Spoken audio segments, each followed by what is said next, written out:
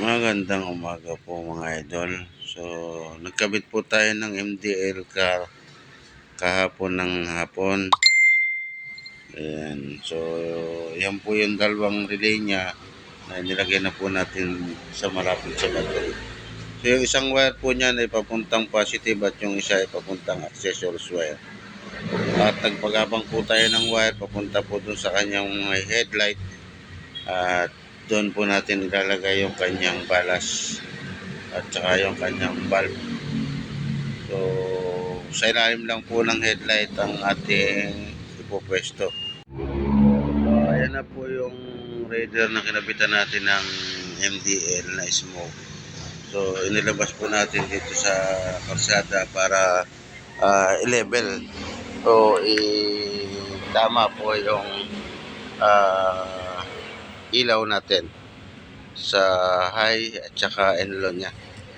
Ayan mga idol. So lahat po yan, yung aerator na yan, dito lahat po yan sa atin setup ayon sa kagustuhan ng may-ari.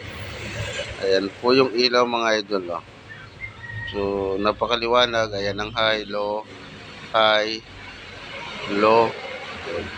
So, pinapantay lang po natin kung alin din ang gusto ng may-ari na taas o baba. Ang kanyang low po ay kulay dilaw mga idol. Ang high niya ay puti. So yung puti dilaw na isa pang linya niya hindi natin kinabit kasi prepare po yon para dun sa busina niya.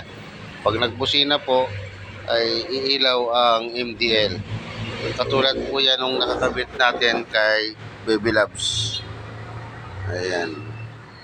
So ang Baby Loves po ang ating modelo dito sa shop natin para kung anong meron po si Baby Loves, yun po yung nakikita ng mga customer po natin, lalo na mga naka-Raider F5.